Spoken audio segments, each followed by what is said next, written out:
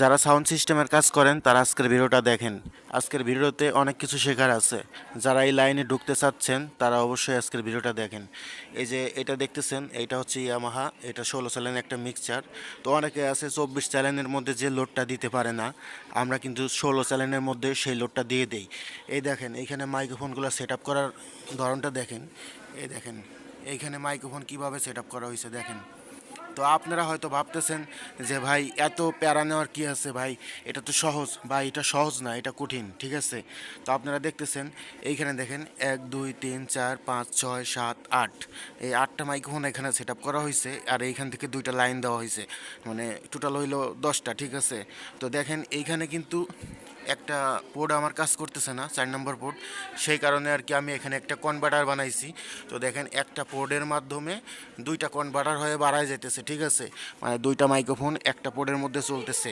তো এই বিষয়টা আপনাদের কাছে কেমন লাগলো অবশ্যই জানাবেন, ঠিক আছে? এই দেখেন এখানে কিন্তু এই 3 নম্বরের মধ্যে আমি একটা লাগাইছি সকেটে, লাগানোর পরে এইখান থেকে 2টায় আমি ভাগ করে দিছি, ঠিক আছে? এইখানে কিন্তু মানে কনভার্টার সিস্টেমটা কাজ হয়েছে, ঠিক আছে? অনেকে বলতেছেন যে ভাই এই 16 চ্যানেল মিক্সচার দিয়ে আসলে ভাই লোড দেওয়া যায় না।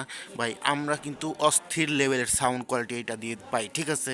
তো আপনাদের কাছে কেমন লাগে এই বিষয়টা আমি আমি জানি না। আপনাদের কাছে হয়তো এই 16 চ্যানেল মিক্সারটা নাই, হয়তো অন্য মডেলের কোনো একটা আছে, সেই কারণে আপনারা বিষয়টা বুঝতেছেন না। আর এই দেখেন এখানে যে পরিমাণ এখনও মাইক্রোফোন কেবল এখানে স্টোর আছে, ঠিক আছে? স্টোর আছে, অনেকেই আছে বেশি লংভাবে যখন কেবলটা দেয় তখন আসলে সাউন্ড কোয়ালিটি ভালো থাকে না, নয়েজ করে। আমাদের ক্ষেত্রে কিন্তু তা না, ঠিক আছে? আর এই দেখেন এই যে লন্ডনের থেকে আনা এই যে এমপ্লিফায়ারগুলো ব্যবহার করা হচ্ছে নিচে, ঠিক আছে? আমি একটু সামনে থেকে দেখাই।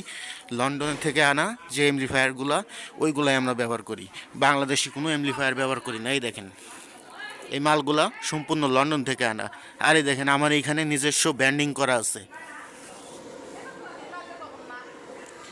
তো দেখলেন আমার নিজস্ব ব্যান্ডিং করা।